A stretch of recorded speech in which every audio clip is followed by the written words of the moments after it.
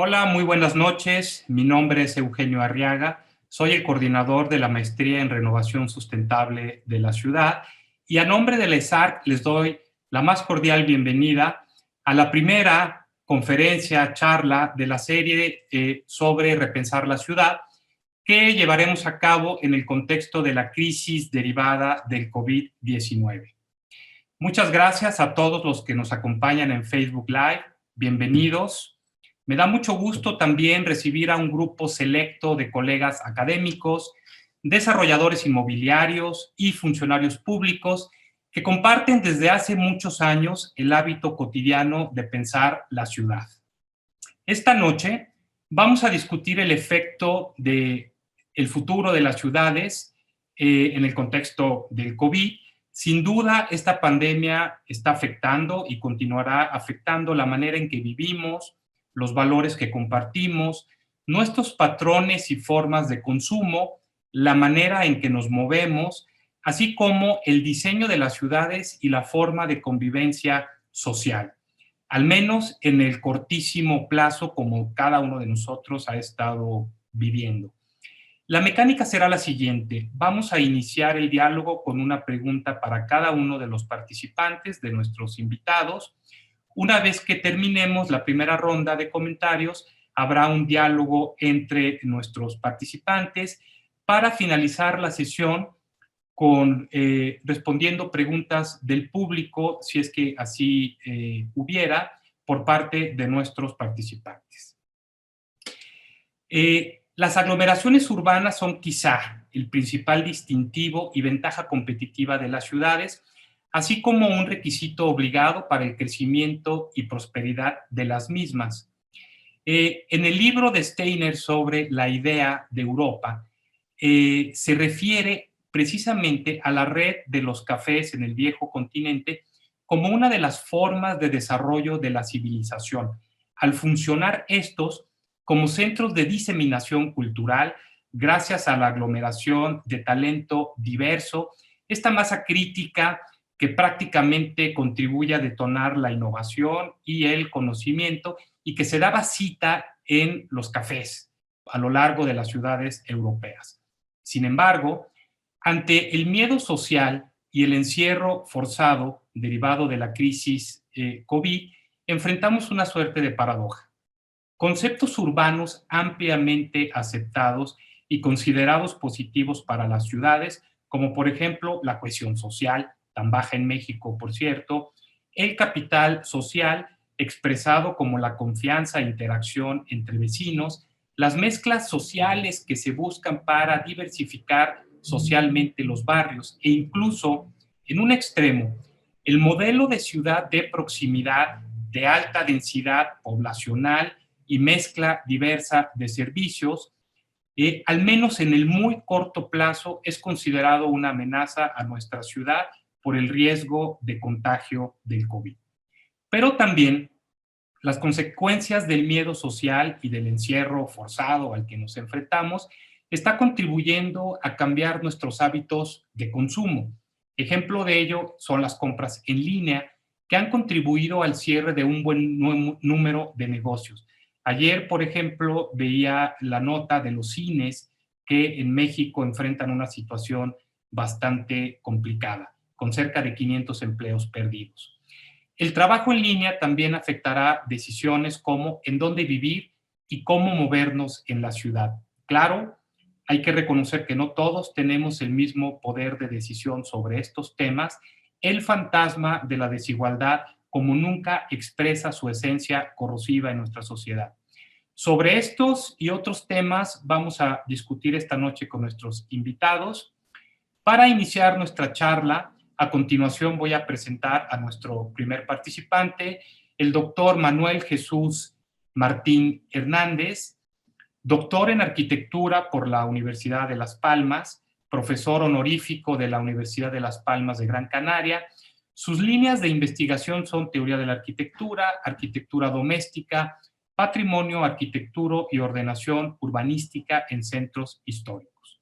Es además, y estamos muy orgullosos de ello, profesor de la materia Pensar la ciudad contemporánea en la maestría en renovación sustentable de la ciudad de SAP.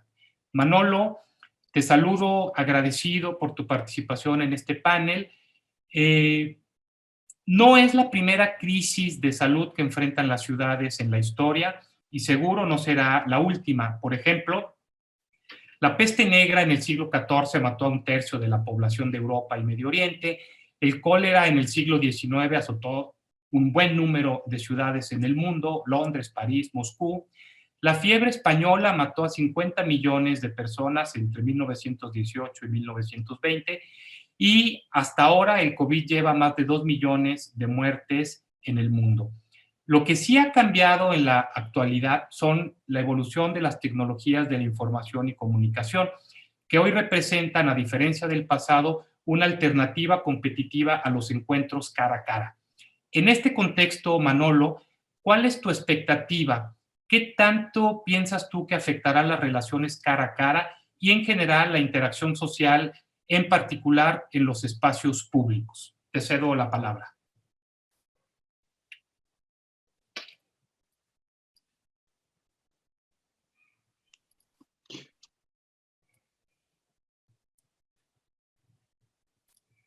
Creo que tienes el micrófono, Manolo. Ahora. Sí, decía que es un placer compartir esta sesión con los compañeros y la compañera. Muchas gracias por la invitación, Eugenio. Yo creo que este es un tema del que hay que hablar, seguir hablando, porque las transformaciones que ya nuestra vida está sufriendo son enormes y por lo tanto hay que pensar y repensar la situación en la que estamos. Cuando hablamos de la ciudad, yo siempre, bueno, siempre no, últimamente, me acuerdo del cuento de Augusto Monterroso, ¿no? El cuentito. Cuando despertó, el dinosaurio todavía estaba allí. Es decir, cuando ya se solucionen los problemas de la COVID, la ciudad que existía seguirá ahí, exactamente la misma ciudad. Y es verdad que la ciudad, buena parte de las grandes transformaciones urbanas, el París del barón Haussmann, los proyectos de Le Corbusier para la ciudad de 3 millones de habitantes, es decir, siempre el propio Barcelona de Cerdá, siempre detrás hubo una pandemia, una gran tragedia humana, y se creyó que modificando la ciudad se podrían resolver aquellos problemas. Yo creo que en la situación contemporánea me permito recordar a François Choët. François Choët dice que la ciudad existe porque es el lugar o el soporte para el intercambio de información, el intercambio de bienes y el intercambio de afectos. Por lo tanto, en cuanto no es posible alguno de estos intercambios, que es lo que está sucediendo ahora, sobre todo con los que ya somos mayores, que ni siquiera podemos entrar en un centro comercial, digamos que buena parte de lo que somos queda en el camino, a pesar de que la ciudad nos preste su infraestructura para que ese encuentro con los demás sea posible. Es decir, independientemente de cómo sea la ciudad, en este momento el problema está afectando a las personas, a los seres humanos. Y esto conviene tenerlo en cuenta. De nuevo, con François Choët, ella escribió un texto en los años 90 muy importante para pensar la ciudad contemporánea, en donde ella dice que lo urbano había matado la ciudad. Es decir, el énfasis en la planificación, en las infraestructuras, en todo lo que no es ser humano, había acabado por sacar incluso al ser humano de la ecuación que tenía que ver con la solución de los problemas que tienen que ver con la ciudad. Por lo tanto, yo lo que espero cuando la COVID pase y podamos recuperar la ciudad, que sean los ciudadanos los que recuperen ese poder para decidir qué es lo que quieren hacer con su ciudad. De tal modo que no sea una ciudad impuesta a través del urbanismo, sino que sea una ciudad pensada y planificada desde los ciudadanos. Ojalá que eso sea así. En una lógica del derecho a la ciudad de Lefebvre, ¿no? Manolo, y bueno, tenemos ahora esta tendencia de nuevo turismo urbano en el que se atraen turistas en búsqueda no de, digamos, visitar los monumentos clásicos de cada ciudad, sino que más bien buscan emular las prácticas cotidianas de las clases medias urbanas de las ciudades que se visitan. Ante la crisis del COVID, ¿qué estimas tú, qué esperas del turismo, particularmente en el muy corto y mediano plazos, donde las actividades de la industria de la hospitalidad han sido las más afectadas? Pensemos en las aerolíneas, los hoteles, las convenciones ahora canceladas, pero también los museos, restaurantes y bares que al menos en el caso de los que funcionan lo hacen con horarios restringidos. ¿Qué podemos esperar de esto, digamos, en el resto de este año al menos? Sí. Sí, esto es una auténtica tragedia. Las Islas Canarias, de donde yo soy, viven del turismo, es decir, esa es nuestra industria fundamental. En este momento se está pasando una grave crisis económica por esa razón. Yo creo que ese tipo de turismo al que te refieres, el turismo urbano, en este momento, bueno, o no existe o ha disminuido drásticamente. Por ejemplo, fíjate que si quieres ir a Londres, tienes el capricho de ir a Londres en este momento. No solo al llegar tienes que ir con tu prueba de PCR, te encierran en un hotel. A lo largo de tu encierro vas a tener que hacer 2 PCRs más y todo eso lo tienes que pagar. Por lo tanto, se calcula que a tu presupuesto del viaje tienes que sumar aproximadamente unos 2.000 euros más porque has tenido el capricho de ir a Londres. Es decir, en este momento no parece recomendable viajar, pero digamos que tu pregunta tiene una derivada que es independiente de la COVID. Quizá Arabella sabe mucho más de esto que yo.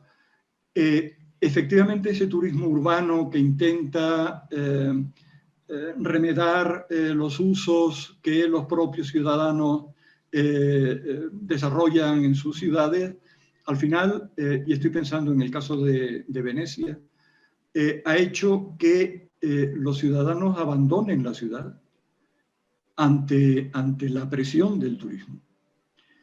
Entonces, vender tu ciudad, es el caso de Barcelona también, por ejemplo, ¿no? Claro. Vender la ciudad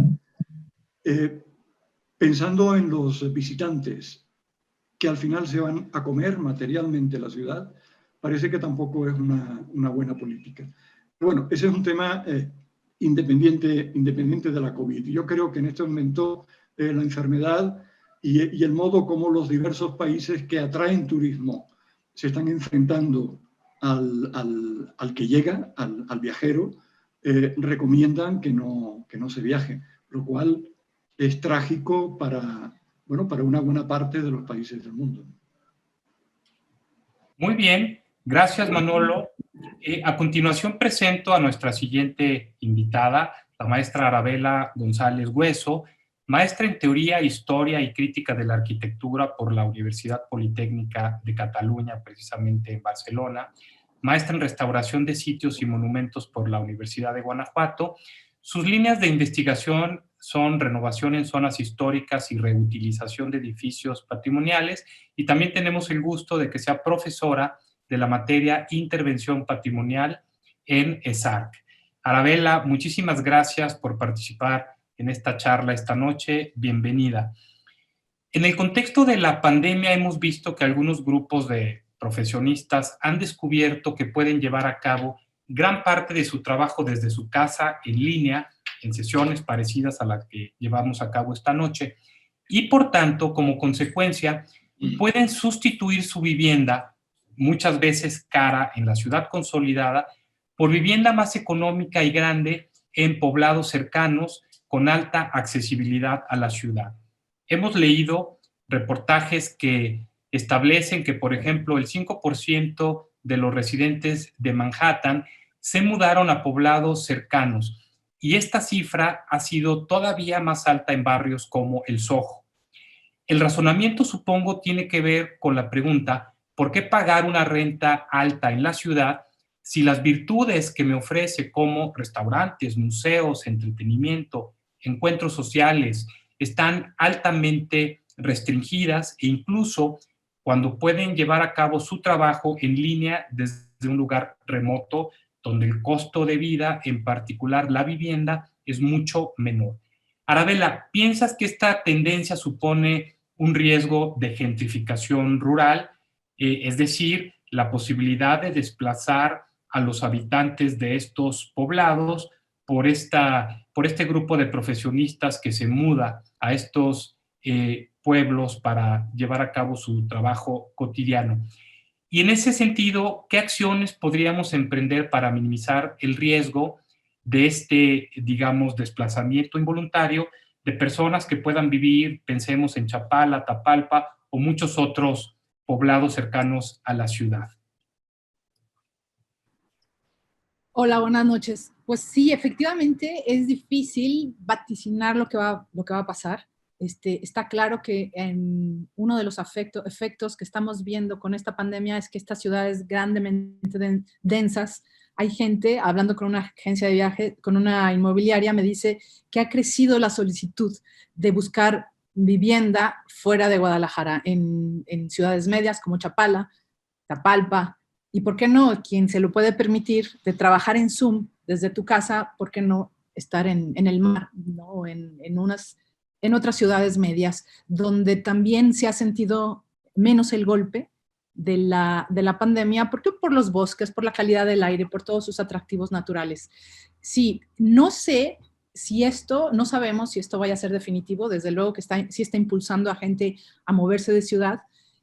¿Qué efectos pudiera tener en las comunidades locales? Pues yo siento que serían unos muy parecidos a los que han tenido el desarrollo turístico en algunas de las poblaciones costeras. Desplazamiento de pescadores que luego cambian su trabajo a buscar fuentes de empleo diferentes a las que tradicionalmente han hecho. Creo que el efecto sería similar a lo que han generado estos de repente desarrollos turísticos en poblaciones pequeñas, pesqueras. Yo creo que para el caso, ¿qué podría pasar a futuro? Híjole, la verdad me es difícil. Yo creo que todos los que estamos aquí estamos imaginando qué pudiera pasar. Yo no lo sé. No sé qué pudiera pasar con, con la gente local. Desde luego que ya hemos visto casos al inicio de esta pandemia terribles, de gente incluso que se atrincheró en Nayarit y que no dejaban pasar a cualquier persona que fuera ni de vacaciones si no demostrabas que tenías una casa. Entonces, puede haber ahí un reajuste entre la sociedad local con los extranjeros que empiecen a llegar, sí, pero también sé que no va a ser rápido, va a ser paulatino. Todo esto va a un ritmo lento, porque también recordemos que pues también hay un gran frenazo económico. Esto lo estamos viendo incluso en el patrimonio de las ciudades. Platicando con una persona, con Violeta de la Dirección de Patrimonio Artístico Histórico, me comentaba que solamente el año pasado, en tiempos de pandemia, las solicitudes de intervención patrimonial y de intervención de edificios decrecieron al 50%. Entonces, la pandemia en sí mismo, a pesar de la tragedia, pero también conlleva un gran frenazo económico. Entonces, sí creo que todo, no que se vaya a frenar definitivamente, pero se irá ralentizando. Entonces, creo que tendremos tiempo también para manejar esas dinámicas de movilidad. Supongo que en materia de patrimonio, que realmente es más mi especialidad, también algunos edificios se salvarán temporalmente de esa gran presión inmobiliaria que estaban teniendo hasta ahora. Pensemos en la colonia americana, porque pues hay muchos proyectos que están parados. No digo abortados, pero desacelerados. Entonces, bueno, a grandes rasgos eso creo que es lo que va a pasar. Perfecto, muchas gracias. Y Y para hablar del tema de vivienda, que es un tema central en la crisis COVID, vamos a introducir la participación de nuestro tercer participante, Fernando Amezcua Hernández Chávez. Él es ingeniero industrial y de sistemas por el Tecnológico de Monterrey. Tiene estudios de posgrado en las universidades de Harvard y Maastricht en temas de administración estratégica. Es presidente del Consejo de Grupo Inmobiliario Kiva, presidente del Consejo en la Fundación y Empresa Donari, enfocada en temas de educación, y presidente de la Comisión de Infraestructura de Coparmex, Delegación Jalisco.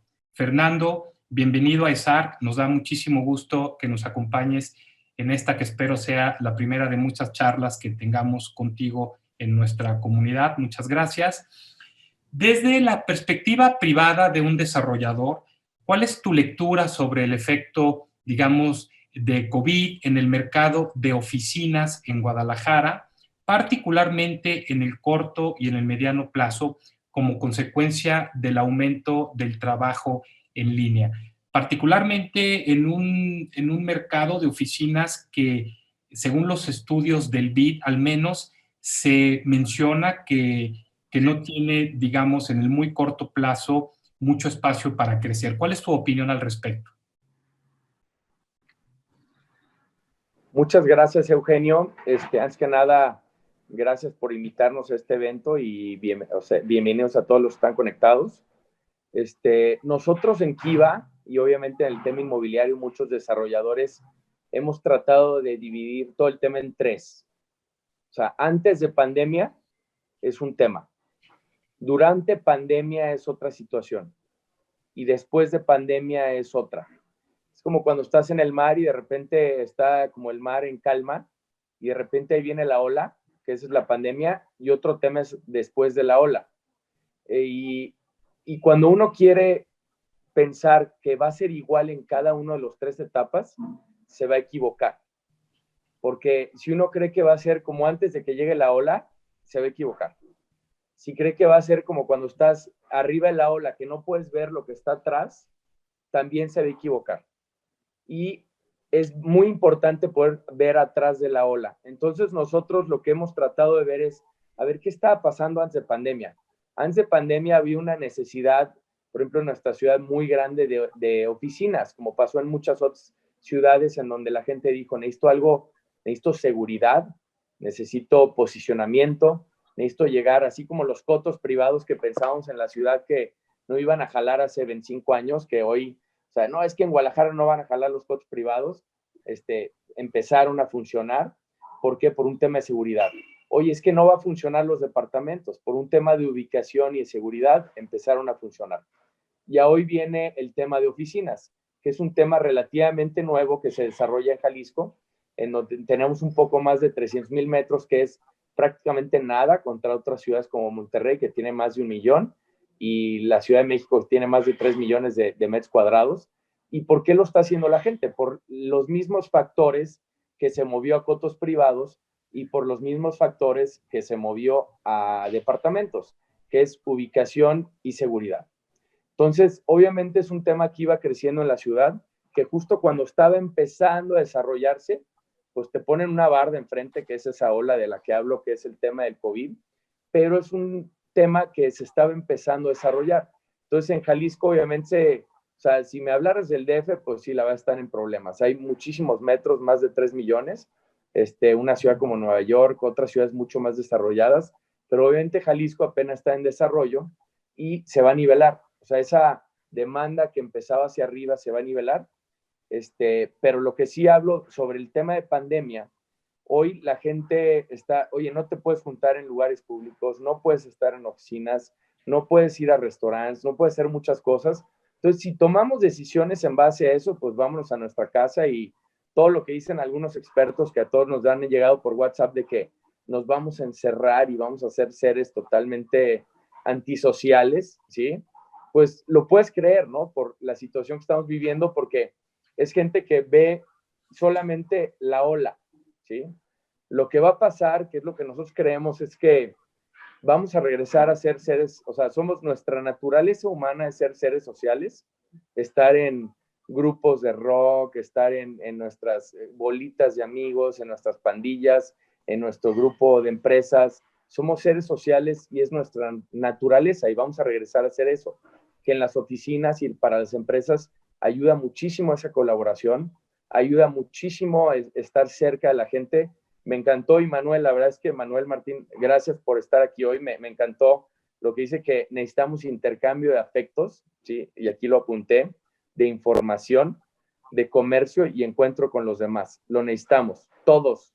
O sea, y la verdad es que de repente escuchamos todos esos temas y de que nos vamos a recluir, y yo no lo creo, la verdad, ¿sí? Al menos no lo siento. Entonces, necesitamos, todos los estamos conectados, entender qué sentimos, ¿sí? ¿Sentimos que queremos recluirnos más o sentimos que queremos y necesitamos estar más con la gente? Entonces, nosotros creemos que necesitamos estar más con la gente. ¿Por qué? Porque ya estamos hartos de estar recluidos, somos seres sociales, nos encanta la gente y para eso vamos. Y en el tema de escuelas, obviamente el vivir fuera, creo que apreciamos estar en la naturaleza mucho más, apreciamos estar más cercanos a nuestra familia, sin duda. De repente pasar una tarde en casa ahí conectándonos a ciertas juntas y ese tiempo de traslados estar con nuestra familia para hacer un tema dual en oficinas, sin duda. Pero cuando regresen las clases, pues ya nos dimos cuenta que las clases no funcionan a larga distancia para los niños. Y vivimos en una sociedad en donde el 50% de nuestro estado tiene menos de 25 años. Entonces va a haber una población brutal, o sea, hoy somos un poquito más de 5 millones de habitantes, vamos a ser 9 en 30 años, 9 millones. O sea, viene mucho más gente, muchos jóvenes, mucho más necesidad de escuelas. Y en el momento que regresen las escuelas, pues nos vamos a regresar a la ciudad todos y vamos a vivir la misma dinámica que hemos vivido y vamos a querer movernos menos por el tráfico porque no lo vamos a poder sostener y nos vamos a verticalizar la ciudad y estar mucho más cerca de donde trabajamos, donde estudiamos, donde todo. Esa es mi opinión. Obviamente, pues nadie tiene la verdad, ¿no? Pero me encantó lo que dijiste, Manuel. Gracias. Fernando, y por otro lado, con respecto al tema de la vivienda en Guadalajara, en nuestra metrópoli, hemos visto que con respecto a la vivienda social en la periferia de la metrópoli, se sufre de hacinamiento, falta de acceso a oportunidades de empleo y de servicios, y en general todos hemos hablado de la precariedad de esta vivienda. Para muestra, el dato que nos señala el censo 2020 de 77,000 viviendas desocupadas en Tlajumulco, lo cual es una tragedia. Pero en este contexto, y siguiendo el comentario de Manolo que dice que las crisis pueden ser, digamos, oportunidad para transformar nuestras ciudades, ¿consideras tú que el centro histórico de Guadalajara puede ser una buena alternativa para ofrecer vivienda asequible? ¿Ves una oportunidad para elevar la demanda por vivienda en el centro, particularmente con lo que podríamos esperar que crecerá en materia de demanda por zonas y barrios más caminables, con infraestructura ciclista, y que esto vuelva al centro de nuestra ciudad un lugar más atractivo y deseable para vivir? ¿Qué opinas al respecto? Mi opinión es que, yo obviamente, con toda humildad, pero yo creo que no podemos pensar que nuestra ciudad va a desarrollarse diferente a las demás, ¿sí? ¿Por qué? Porque todas las ciudades siempre crecen hacia el centro. O sea, crecen hacia el centro en donde, o sea, vemos las ciudades europeas, vemos las ciudades mismas en México, la Ciudad de México. ¿Por qué? Porque necesita, o sea, tiene toda la infraestructura, tiene escuelas, tiene el tema de desarrollo o sea, para movilidad. Entonces, el tema de la ciudad, o sea, en Guadalajara va a pasar lo mismo. Siempre hemos pensado que Guadalajara va a crecer diferente al resto de las ciudades y va a pasar. Y obviamente viene un anuncio muy importante en el gobierno de Jalisco la siguiente semana de desarrollo otra vez en la ciudad. Entonces, nos hemos equivocado en muchos temas que creemos que no es que aquí no va a haber cotos, que no va a haber departamentos. Entonces, no podemos pensar que nuestra ciudad va a crecer diferente a las demás.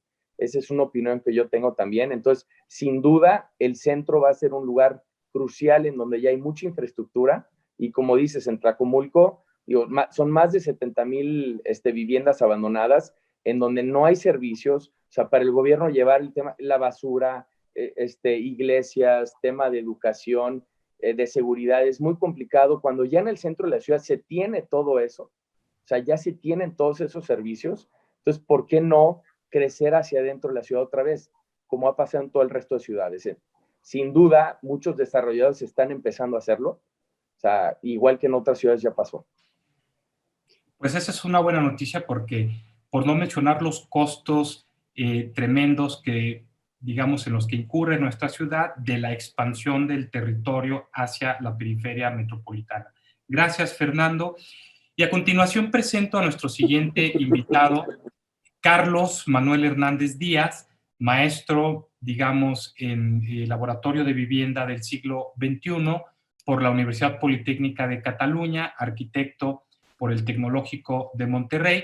Actualmente se desempeña como director de proyectos del espacio público en el Ayuntamiento de Guadalajara. Carlos, muchas gracias por acompañarnos. Como siempre, es un gusto conversar contigo en función del distanciamiento social, de la necesidad creciente de parte del gobierno por monitorear, digamos, nuestra temperatura, los riesgos de infección y en general por esta necesidad de preservar la salud pública. En tu opinión, ¿qué cambios en el diseño de las ciudades podemos esperar, particularmente en espacios concurridos? Pensemos en estadios, centros de convenciones, el propio transporte público, aeropuertos o teatros. ¿Cuál es tu primera opinión con respecto a los cambios más evidentes que vendrán en nuestras ciudades? Hola, ¿qué tal? Buenas noches a todos. Muchas gracias por la invitación, Eugenio. Bueno, yo retomaría un poco lo que comentaba el doctor Manolo. Cómo también la arquitectura o el urbanismo ha influido en estos cambios a través de las pandemias, ¿no? Como ya se vivió en el siglo, finales del 19, principios del 20, con la tuberculosis y el cólera y tal. Y Beatriz Colomina lo maneja muy bien en el libro de Ex Rey Arquitectura, algo así, no me acuerdo bien el nombre, donde habla cómo la arquitectura moderna nace también a través de estos cambios de buscar sobre todo limpieza y orden, ¿no? en las ciudades, a través de cómo combatir la tuberculosis, ¿no? Y empiezan a nacer estas escuelas abiertas, con grandes ventanales, ¿no? Con estos espacios donde evitar que se acumule el polvo, lo sucio, ¿no? Y Álvaro Alto con el mismo hospital de Paimio, en donde también se dan cuenta que los mismos enfermos necesitan sol, necesitan ventilación, necesitan espacios muy bien ventilados, orientados y limpios. Y las ciudades empiezan a cambiar con el movimiento moderno en ese sentido, ¿no? En el buscar cómo combatir estas pandemias que afectaron en ese momento. Y yo creo que ahora empieza a suceder un poco lo mismo y empezamos a ver por aquí y por allá diversas pues dinámicas, ¿no? que empiezan a proponerse.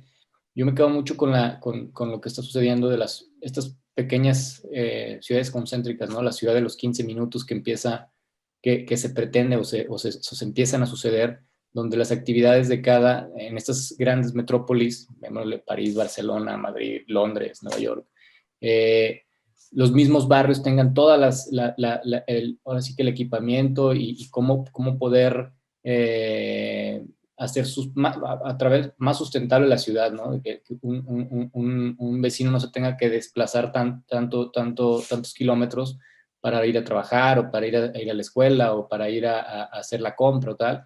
Estas ciudades caminables donde pudiera haber pues digamos, este concepto de mucho más cercanía, ¿no? Creo que a través también de lo que estamos haciendo, digo, ahora acá a nuestra pequeña escala en la dirección de proyectos, con el tema de recuperación del espacio público, con los parques de bolsillo y un poco viendo cómo la ciudad al aire libre es más sana. Evitar que los mismos restaurantes, por ejemplo, ¿no? Que con los aires acondicionados y tal, pudieran salir hacia las banquetas, hacia las calles, que los niños realmente puedan jugar en los parques sin riesgos. Yo creo que la ciudad va un poco por ahí en este sentido de ocupar la ciudad, volver a los espacios públicos, volver a las plazas, volver a los parques. Ahí el riesgo es mucho menor que estando en espacios cerrados, ¿no? Entonces, mencionabas el tema de estadios y teatros, y esto es complicado, ¿no? Ver cómo pudieran volver en este momento a utilizarse. Ya lo vimos el domingo, ¿no? Ahora con el Super Bowl, cómo había 22,000 aficionados adentro del estadio. Habrá que ver cuáles son las consecuencias, aunque muchos de ellos también ya estaban vacunados seguramente, y eran del 7,500 eran del sector salud. Yo creo que los estadios puede ser al ser un espacio abierto, ventilado, pudiera ser un primer saque, ¿no? De entender cómo puede funcionar y monitorear la convivencia con distancia y tal dentro del mismo, para irlo evaluando e ir viendo cómo poder hacer reaperturas de otros recintos, ¿no?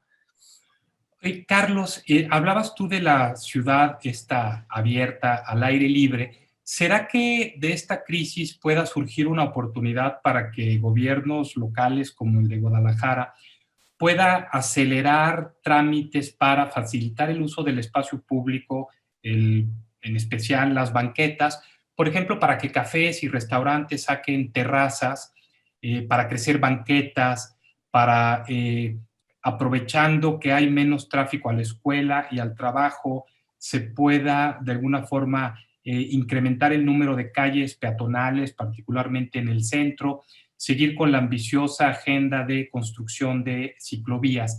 ¿Qué piensas que pueda hacer el Ayuntamiento de Guadalajara? Y platícanos, dentro de los proyectos que ya están llevando a cabo en este sentido, ¿cuáles son los más interesantes? Sí, justamente estamos trabajando en esa línea que acabas de mencionar, de ver cómo ocupar el espacio público, ¿no? El cómo poder, tanto los cafés, restaurantes o distintos comercios pudieran salir hacia el espacio de la banqueta o de la calle, dependiendo de la zona y del espacio a utilizar. Pero sí, es un punto que se está trabajando, porque por una parte reactivaríamos la economía de todos estos pequeños negocios, donde puedan desplegarse hacia la parte del espacio público, hacia las terrazas, donde ya se comprobó. Ahora, por ejemplo, hay datos en Barcelona de estas terrazas, ¿no? Que se recuperaron, o sea, no se recuperaron, más bien se salvaron 1,800 y tantos empleos, una nota que leí el otro día en el periódico. Y creo que puede ser una estrategia, y no nomás en Barcelona, ¿no? San Francisco, Nueva York, donde están sacando, el mismo Ciudad de México, ¿no? También Ciudad de México están con ese programa de sacar, pues digamos, estos pequeños negocios que muy difícilmente tienen ventilación y tienen, digamos, criterios de sanidad, pudieran sacar sus espacios hacia la calle o hacia las banquetas o hacia las plazas. Es un tema que sí estamos trabajando y valorando, y ya veremos hacia dónde va, ¿no?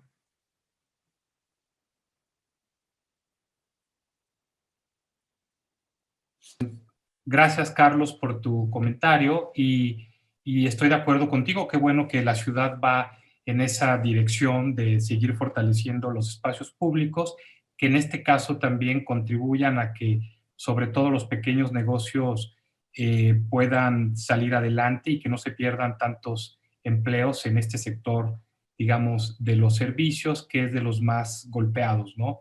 Y donde el empleo es de los más vulnerables, ¿no? A continuación presento al siguiente invitado, que es un invitado de casa, el maestro Patricio Arce Ursúa. Él es maestro en urbanismo y ciencias sociales por la London School of Economics and Political Science en la ciudad de Londres, licenciado en administración financiera por el TEC de Monterrey, y desde el año 2010 consultor en DGU Consultores, donde desarrolla distintos proyectos de planeación urbana. Patricio, bienvenido de nuevo a ESARC. Nos da mucho gusto que de nuevo nos acompañes.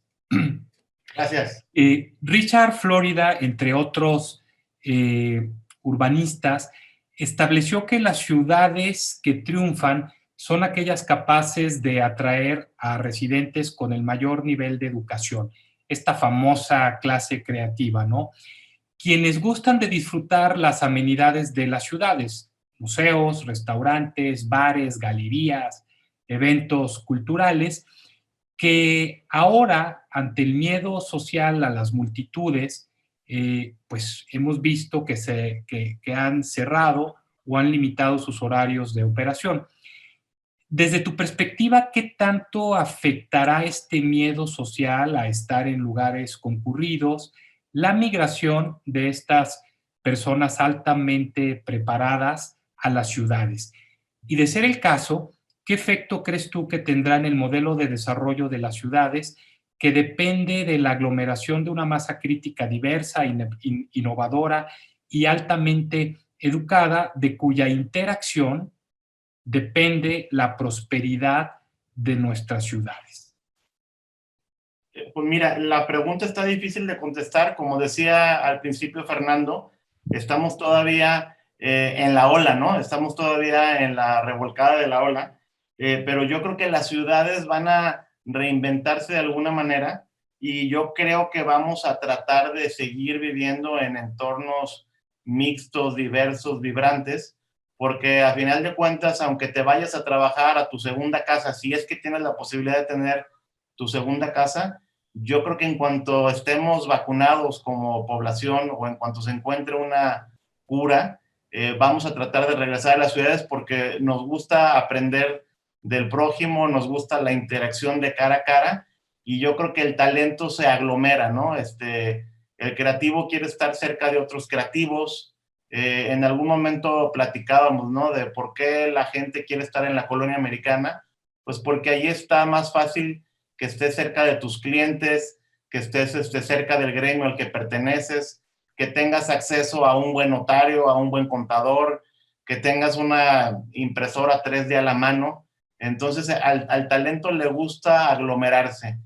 Probablemente va a haber un periodo de transición, pero yo creo que Guadalajara pues, va a seguir siendo un lugar que va a buscar atraer y retener el talento que hay.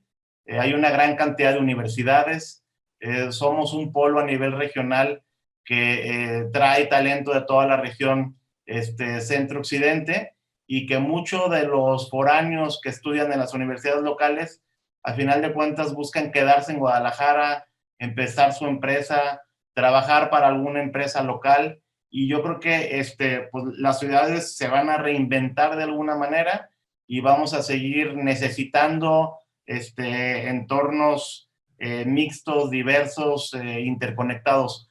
Probablemente algunas zonas van a reacomodarse para ser menos densas y en algún momento yo creo que pues vamos a aprender a trabajar de una manera híbrida entre el famoso home office y lo que son las oficinas convencionales, ¿no? Muy bien. Patricio, ¿qué medidas de apoyo gubernamentales, particularmente del gobierno federal, te hubiera gustado ver durante este último año para proteger el empleo de los trabajadores del sector de servicios que han sido muy golpeados, particularmente durante esta crisis? Mira, la realidad es que el gobierno federal debió de haberme dado muestras de confianza, pues para que la gente no cerrara sus negocios, pero el gran problema que tuvimos es que pues, es una primer crisis global con un mundo interconectado, ¿no? Me estuve tratando de los primeros meses de la pandemia meterme a diferentes Zooms y videoconferencias para ver qué pensaban diferentes gremios de la crisis actual, y muchos lo comparaban con la crisis del 2008, que fue una crisis inmobiliaria, que fue una burbuja en Estados Unidos, ¿no? Entonces, era muy difícil saber cuánto iba a durar la crisis, cuánto nos íbamos a tardar en encontrar una vacuna, cuánto nos íbamos a tardar en vacunarnos, y con esas características hubiera sido muy difícil y hasta irresponsable para un gobierno federal de repente subsidiar ciertos sectores porque no vas a saber cuánto va a durar la crisis, ¿no? Y ahí empieza a haber pues, decisiones que a lo mejor se vuelven políticas, ¿no? Dejas o no quebrar a las aerolíneas nacionales, ¿no? ¿Qué haces con el sector hotelero? ¿Qué haces con el sector restaurantero? ¿Hasta cuándo y cómo los ayudas para que subsisten, ¿no? Entonces, un subsidio o un incentivo creo que hubiera sido muy difícil de generar porque era una crisis única. Lo que tal vez un gobierno central o gobierno federal debió de haber buscado es pues, generar la confianza para saber que vamos a salir de la crisis y para encontrar alguna manera de darle oxígeno a través de una combinación de, no sé, dejar de cobrar algunos ciertos impuestos, a lo mejor estoy pensando que en el sector de la construcción dar licencias a bonos facilitos, dejar de cobrar algunos impuestos que ayuden a que esas empresas tengan oxígeno y sigan pagando la nómina, ¿no? ¿No te resulta un tanto paradójico que un gobierno asociado con la izquierda, como es el gobierno federal, no haya invertido de alguna forma para proteger el empleo de los más vulnerables? En contraste, por ejemplo, leía hoy cómo los Estados Unidos llevó a cabo una inversión sin precedente para fortalecer el sector de la cultura, uno de los sectores más golpeados en el mundo. Y, por ejemplo, derivó apoyos muy importantes a organizaciones no gubernamentales y a pequeñas empresas culturales con menos de 50 trabajadores. Todo esto por el reconocimiento de la importancia que tiene la cultura, no solamente como motor del desarrollo de un país, sino también el efecto que tiene en nuestras comunidades, ¿no? Me llama la atención esta paradoja de cómo los países más neoliberales resulta que fortalecen su aparato de gobierno, mientras que vemos expresiones en donde supuestamente simpatizan con una izquierda y lo que hacen es volver más esbelto al de por sí golpeado Estado. Mira, creo que el gran problema es que el gobierno federal no tenía margen de maniobra y es muy difícil que un gobierno como el de México salga a buscar un crédito, se hubiera vuelto muy caro para poderle dar dinero a algún sector en particular, ¿no? Los gobiernos, por así decir, el caso canadiense, pues Canadá puede muy fácilmente salir al mercado internacional, emitir deuda y con un interés muy bajo subsidiar a los sectores más afectados, ¿no? Entonces, tiene que ver mucho con el costo del dinero, ¿no? A lo mejor una persona que tiene dinero, que tiene bienes, va y le puede pedir al banco a CETES, exagerando, y el que no tiene dinero, pues va a Banco Azteca y pide al 150% anual, ¿no? Entonces, exagerando un poco, esa es la situación en la que estamos nosotros.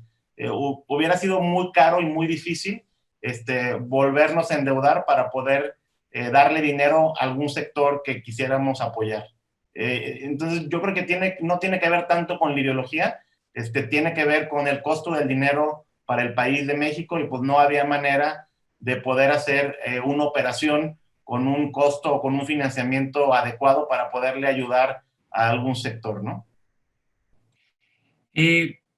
Me gustaría ahora que todos ustedes pudieran comentar sobre el tema de la desigualdad y cómo esta, si es su opinión, va a crecer a raíz de las consecuencias de esta crisis. Recientemente el Centro Espinosa Iglesias publicó una encuesta en donde entrevista a economistas destacados sobre cuál creen que va a ser el efecto del COVID en la desigualdad de género y de ingreso. Una abrumadora mayoría estima que ambas desigualdades van a continuar creciendo y han crecido durante este año. Hemos hablado de cómo la posibilidad de elegir en dónde vivir de quienes trabajan en línea ha afectado de alguna forma la manera en que vivimos. Pero ahora me gustaría que pensáramos en las personas que sufren de hacinamiento en su vivienda, quienes se ven obligados a tomar diariamente el transporte público con el riesgo que ello implica, quienes tienen más riesgo de contagiarse de COVID por razón de su trabajo. Pensemos en enfermeras, pensemos en personas que trabajan como cajeros en supermercados y en general en todas aquellas personas que llevan a cabo encuentros de cara a cara de manera cotidiana.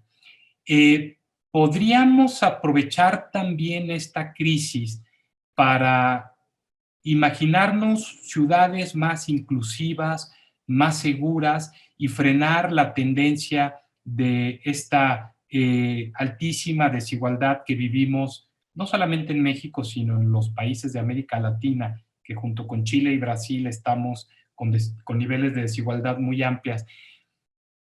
Dejo esta pregunta para todos ustedes, a ver quién quiere decirnos cómo se imaginan que podamos reducir estas desigualdades que afectan a las ciudades latinoamericanas. ¿Quién quiere ser el primero en responder? Patricio. Fernando. Mira, yo creo que en el corto plazo lo que va a pasar es que se va a ampliar la brecha. El simple hecho de que si tú estás en el top 1% de la población, tienes acceso a internet, tienes un doctorado, puedes vender tus servicios porque eres un programador en un nicho muy específico a otras partes del mundo, pues estás del otro lado, ¿no? Pero como bien decíamos al principio, platicabas creo que tú, Eugenio, si tú eres una persona que depende de, eres mesero y trabajabas en el restaurante de un hotel, pues tienes mucho menos margen de maniobra, ¿no? El que está arriba, que puede hacer su chamba desde su casa o desde su segunda casa, pues va a tener tiempo para seguirse educando, va a tener tiempo para empaquetar sus servicios y venderlos al extranjero y se va a separar o sea, el top 1%, el top 10% se va a separar del 50% de abajo, ¿no? ¿Qué pudiéramos hacer? Y a lo mejor estoy pensando, a lo mejor ahorita que platicábamos de vivienda, pues híjoles, yo creo que una manera, y creo que lo hemos platicado en el pasado en LESARC, es facilitarle a la población del bottom 50% vivienda más cerca del centro, facilitarles acceso a internet rápido, facilitarles capacitación para que brinquen de industria o de sector, pero la verdad es una tarea muy difícil, ¿no? O sea, creo que al principio se va a abrir la brecha y va a ser una tarea muy complicada de todos, 3 niveles de gobierno, academia, IP, ONGs, para tratar de al 50% desfavorecido darle condiciones para que no se abra tanto esta brecha. Fernando, tú querías participar, adelante. Híjole, sí, Eugenio, obviamente tu pregunta es muy política y está interesante, ¿no? Por eso nadie queríamos contestar, a ver, pero sin duda vamos a vivir cambios, no en México, yo creo que en el mundo, muy interesantes. Hay una desigualdad brutal en el mundo. Obviamente ya nos dimos cuenta que el tema del capitalismo, que realmente venció en el 89, es el que más riqueza genera al mundo y más desarrollo, pero también más desigualdad, ¿sí? Entonces no lo puedes cancelar por completo porque genera muchísimo desarrollo, muchísimo, pero sí lo puedes moderar. O sea, puedes moderarlo con un capitalismo más social, más responsable, o un socialismo más progresivo. O sea, pero encontrarnos en medio. Obviamente hoy estamos viviendo temas complicados en el país, en donde es un tema en donde quizás la intención podría ser buena, ¿sí? Pero la ejecución es mala, ¿sí? Es una intención buena, quizás ciertos conceptos buenos de que no a la corrupción, no a todo, pero con los que hemos visto que una gran parte de México está de acuerdo, pero pues, obviamente en la ejecución es muy desfavorable, ¿no? Con muy poca técnica. Entonces, yo creo que esas intenciones van a seguir en el país, pero obviamente va a llegar gente con un poco más de técnica para lograrlas. Y yo creo que vienen momentos buenos para el país porque no podía estar ni como estaba y tampoco puede estar como está, pero nos vamos a encontrar en medio. O sea, nos vamos a encontrar en medio con ciertos conceptos de necesidad que tiene el país, pero con cierta técnica que necesitamos. Sin duda, o sea, como decía Patricio, que me encantó, o sea, necesitamos una capacitación para la gente mucho más efectiva. Hemos visto programas extraordinarios que ha sacado el gobierno, pero pésimamente implementados, ¿no? O sea, no es que esté mal lo que quieran hacer, pero está muy mal ejecutado. Obviamente, y es un tema mundial que va a llegar a cambiar el mundo. O sea, no podemos nada más concentrarnos en México. O sea, estamos viendo lo que pasa en Estados Unidos que no entendemos. Estamos viendo lo que pasa aquí en México que a veces tampoco entendemos. Pero yo que vienen buenos momentos para el mundo. Nos vamos a hacer mucho más sociales, mucho más generosos, mucho más pues, humanos. O sea, yo sí creo que vienen buenos momentos. Digo, igual y soy soñador, pero sí lo creo. Manolo, adelante. Sí, gracias. Me ha gustado mucho el optimismo de Fernando, ¿no? Ojalá, ojalá sea así.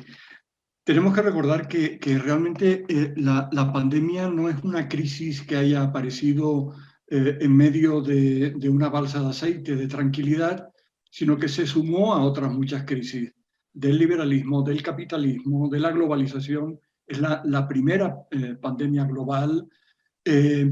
Sobre todo, y esto tiene que ver con los desequilibrios, crisis de las promesas no cumplidas por el pacto social. Por lo tanto, se rompe el pacto y esto tiene además efectos en el cambio climático, contaminación ambiental, inseguridad, y todo esto afecta especialmente a los territorios populares, por llamarlos de alguna manera, ¿no? Que en el caso de América Latina son más del 70% del suelo urbano. A mí lo que me gustaría proponer también en esta reunión que tenemos es intentar quitar el estigma de estos territorios informales, ilegales, etcétera, quitar ese estigma y de algún modo reconocer que en estos barrios, en estos suburbios, hay formas de organización, de movilización incluso, relativamente fuertes. Es decir, ellos tienen una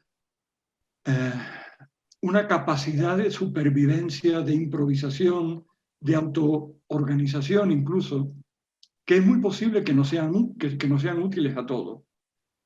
Es decir, más que hacer que ahora vivan en el centro de la ciudad, que ya Fernando nos dijo que las tensiones urbanas van por la densificación del centro urbano y por lo tanto, lógicamente, el centro urbano será cada vez más caro para vivir. Más que hacer ese tipo de traslados que igual no nos llevan a ningún sitio, igual puede ser más interesante que las condiciones urbanas, de vida urbana, el porcentaje, por ejemplo, de espacio público, el porcentaje de jardines, el porcentaje de banquetas caminables, etcétera, que hay en la ciudad, digamos, hablando de Guadalajara, en la ciudad del oeste, ¿no? del occidente, puedan repetirse también en la ciudad oriental. Y aprendamos en Occidente modos de actuar, modos de ser, modos de socializar, que a mi entender están más desarrollados en el Oriente que en el Occidente, por situarnos geográficamente de un modo determinado, ¿no? Entonces, más que plantear lo negativo de un cierto modo de vida, igual tendríamos que estudiar estos modos de vida para aprender de ahí. Y por lo tanto establecer un diálogo y un reequilibrio social como objetivo final. De alguna forma, siguiendo un poco a Castells, digamos, te sientes optimista por la posibilidad que tienen los movimientos sociales. Claro, efectivamente. Árabe, Sí, adelante. no, quiero decir, ese tipo de movimientos que posiblemente existan más en territorios populares que no en comunidades cerradas, valladas, ¿no? Claro. Arabela, vamos contigo. ¿Cuál es tu perspectiva? Bueno, un poco abonando a lo que dice Manuel, ciertamente no tenemos por qué pensar si vamos a volver a lo de antes o después, si va a haber un post-COVID, cuándo será, pueden pasar años, pueden llegar otras pandemias posteriormente. Yo creo que, como bien se ha mencionado, también estas crisis son oportunidades. Entonces, no solo pensar si vamos a volver al modelo pasado o si vamos a redensificar, qué es lo que más conviene. Pienso que hay una infinitud de proyectos que pudiéramos pensar a inventar nuevos. Y si la gente se está pensando, como ya lo platicamos, de moverse a otras ciudades medias por estar más cerca de la naturaleza, ¿por qué no también traer de vuelta, hacer acciones regenerativas de la naturaleza, como bien dice Manuel, de parques, de conciliar que la naturaleza vuelva a las ciudades, una ecología urbana? Yo no soy especialista en el tema de ecología urbana, pero ¿por qué tendríamos que irnos y dejar nuestras ciudades para estar más cerca también del campo? Si podemos también generar espacios verdes, acciones que nos vuelvan a conciliar con esa naturaleza que urbanamente casi siempre se ha apartado. Habría que replantear en los nuevos ordenamientos territoriales, integrar más que separar esta naturaleza. Yo no soy especialista en el tema, pero digo, no quiero que se suene comercial. Hay un doctor arquitecto, Rodrigo Ochoa, que precisamente ahorita está trabajando este tema, está publicando un libro, nosotros, Arquitectónica, se los vamos a publicar, que se llama Ecología Urbana, y trata precisamente de esos nuevos lineamientos de diseño de ciudades, pensando en una vida que va a estar plena, llena de más situaciones como estas. Se dice que el COVID al final es una consecuencia de deforestar nuestro medio natural. Esto va a seguir sucediendo, entonces a lo mejor no va a ser la última, puede haber más. Entonces, ¿por qué estar huyéndole? Pensemos también en buscar maneras creativas de integrar la naturaleza en nuestras ciudades en vez de huir de las ciudades. Sumamente interesante ese punto, Arabela. Por cierto, Rodrigo Ochoa también es profesor en nuestra maestría y comparto, por supuesto, la perspectiva que sugieres y recuerdo este concepto de declive inteligente, ¿no? De repente pensamos que las ciudades necesariamente tienen que crecer en población, en extensión, etcétera, cuando no necesariamente, ¿no? El fenómeno de las ciudades en declive, es decir, con pérdida de población, es mucho más común de lo que pensamos. Guadalajara veíamos que ha perdido población, pero si vemos casos, pensemos en los más radicales como el de la ciudad de Detroit, lo que han logrado hacer es rediseñar sus ciudades desde el centro y uno de los vectores centrales de esta, digamos, renovación de sus ciudades es precisamente toda esta vertiente medioambiental y están llenando de parques que al final de cuentas contribuyen para elevar la calidad de vida de las personas. Pero tenemos un invitado de lujo para que nos responda qué posibilidades tiene la ciudad en este sentido, que es Carlos. ¿Cómo ves esta posibilidad de, digamos, modificar el diseño de las ciudades para traer el tema medioambiental y que sea un actor central? Sí, y bien lo mencionaba el doctor Manuel, entre el oriente y el poniente, ¿no? A través de Ciudad Tranquila y Ordenada se ha diagnosticado todo el área de la ciudad y hemos observado dónde hay carencia de espacio público, carencia de ciertas infraestructuras. Y sí, por ejemplo, podemos encontrar que en Oblatos es donde menos espacio público hay por habitante y por territorio. Y es donde también hay que intervenir, ¿no? Y así sucesivamente con distintos tópicos, ¿no? Creo que es importante, en el tema de la desigualdad, un poco equiparar la infraestructura o todo el carácter de parques y de espacios abiertos que hay en un sector de la ciudad con el otro sector de la ciudad. Y por eso hemos hecho este trabajo en las colonias donde menos oportunidad de espacio público hay, para poder desarrollar el programa de parques de bolsillo, ¿no? O de regeneración de espacios públicos. Y se está trabajando sobre todo en el oriente de la ciudad para poder pues que también todo el mundo tenga acceso a estos espacios. Y es bien interesante porque sobre todo en el oriente de la ciudad, cada colonia y cada barrio tiene su hospital, perdón, tiene su mercado, tiene su escuela, tiene su unidad deportiva. Se puede potencializar este concepto de la ciudad de los 15 minutos porque está muy marcado, a diferencia del poniente, ¿no? Donde no hay la infraestructura pública necesaria, ¿no? Yo creo que por ese lado es simplemente, otra vez, como decía Arabella, con la...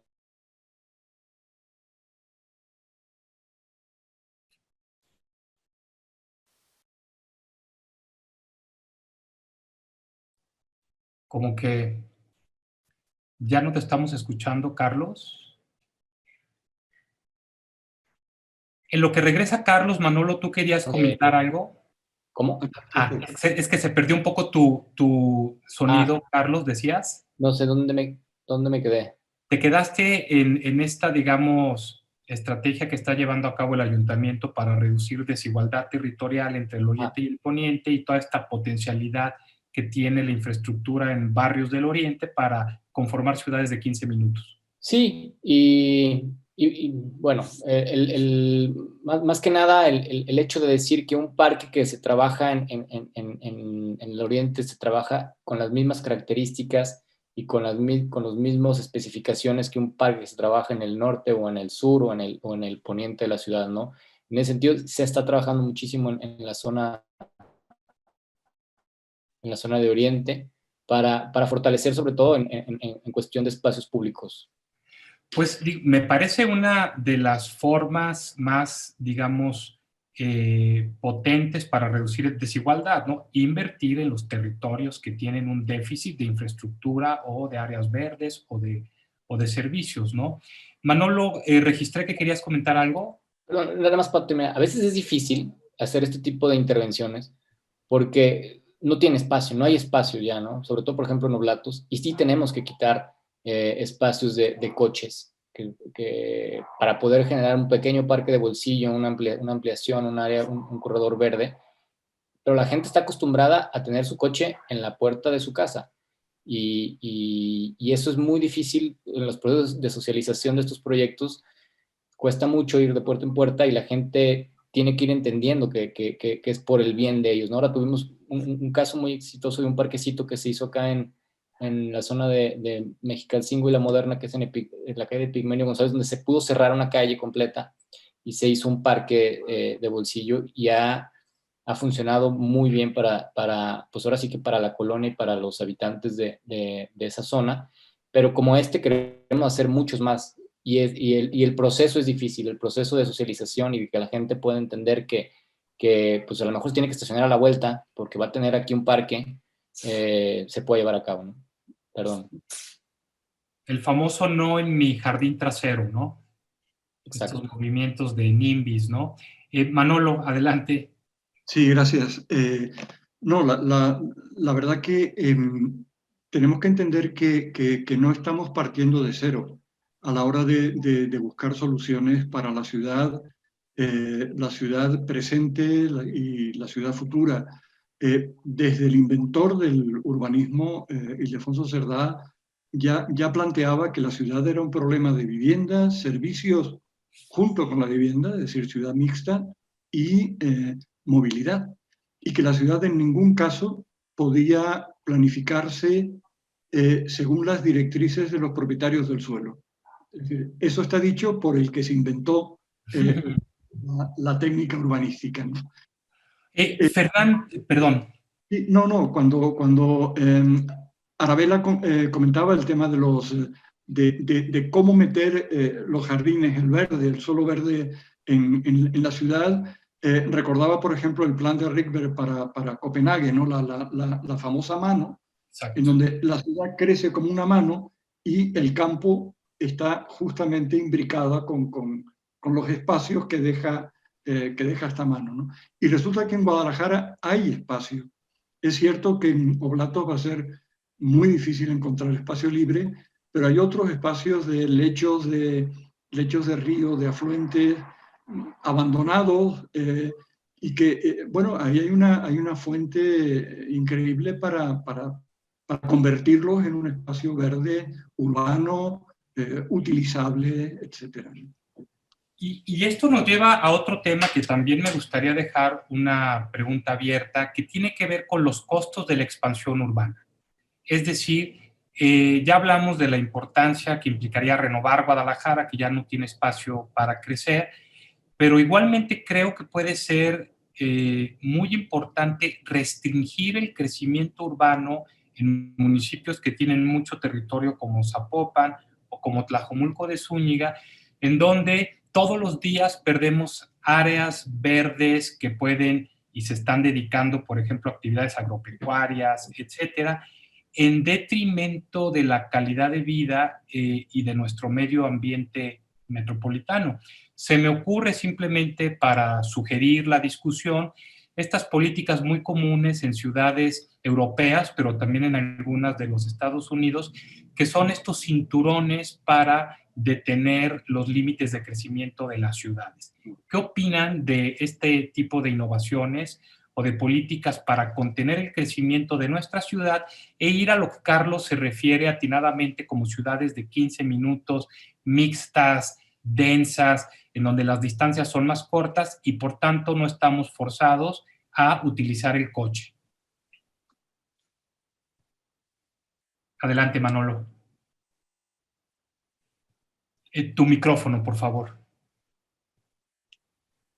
Me perdonan que vuelva a usar la historia del urbanismo, pero efectivamente desde las propuestas de Frankfurt de los años 20, 30, desde la ciudad jardín de Howard, luego todo el tema de las New Towns inglesas, las ciudades que bordean, las nuevas ciudades que bordean París. Esa ha sido una buena solución cuando se ha puesto en práctica, pero ojo, primero el transporte público y luego la ciudad, no al revés. Si se hace al revés, es un fracaso.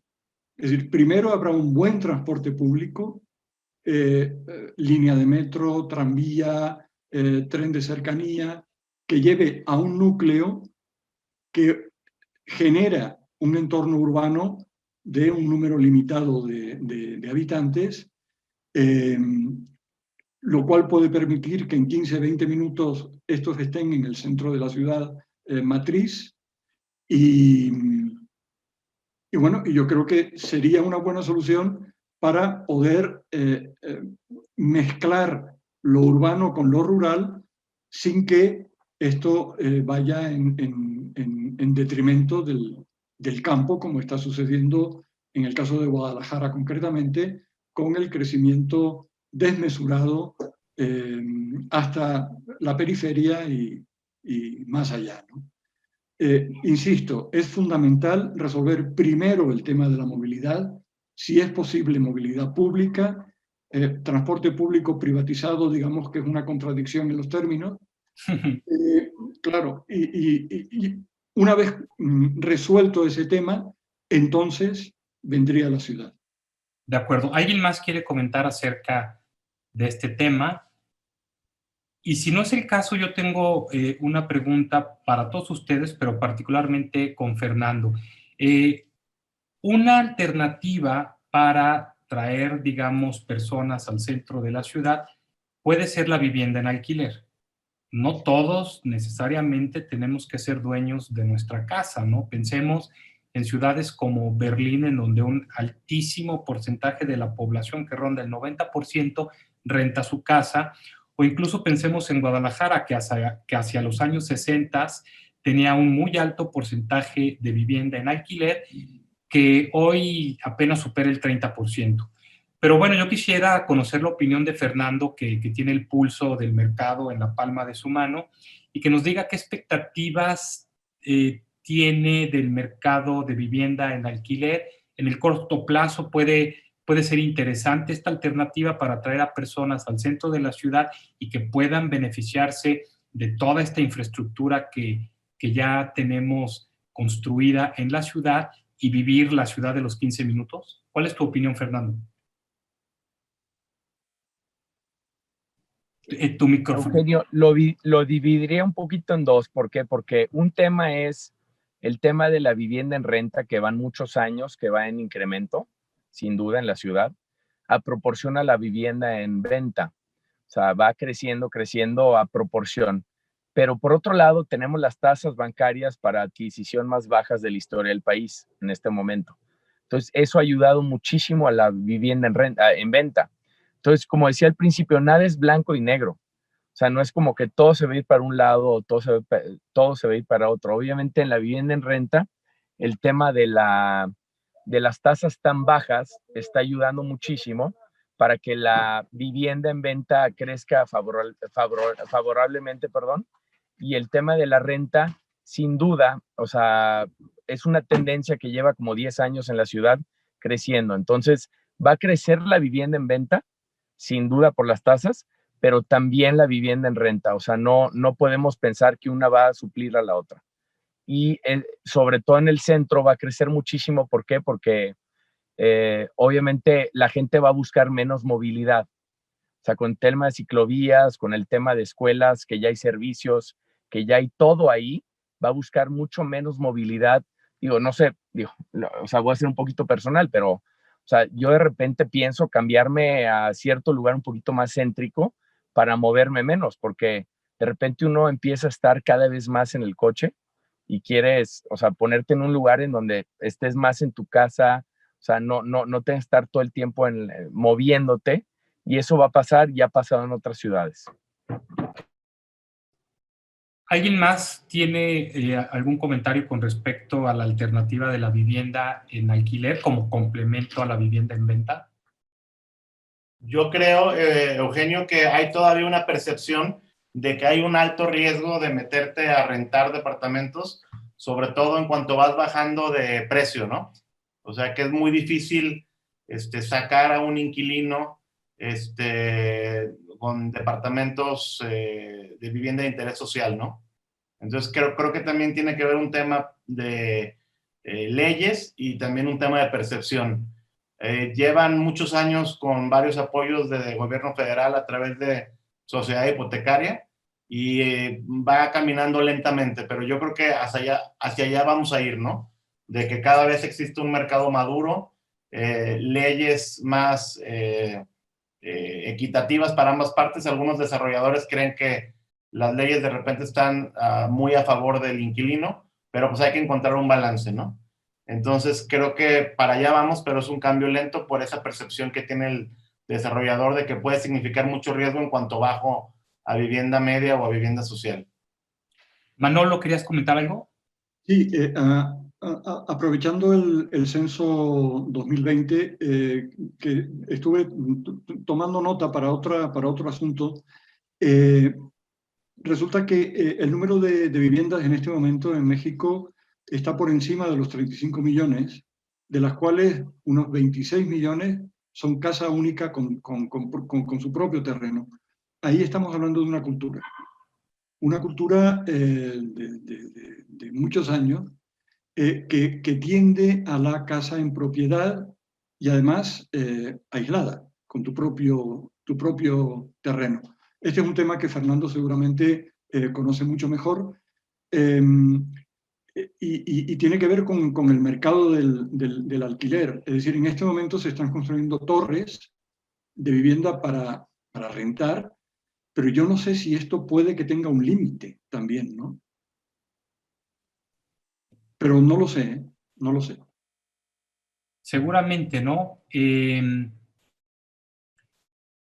Pasamos ahora, si les parece bien, si alguien quisiera comentar o contribuir a la pregunta hecha a algún otro de ustedes que quisiera tener una discusión, digamos, más a profundidad sobre algún tema que haya querido comentar.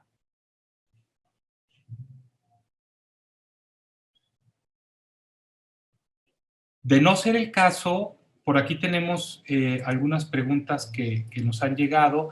Juan Carlos Garda, por ejemplo, pregunta si las ciudades perderán habitantes que buscarán opciones en ciudades o poblaciones más pequeñas.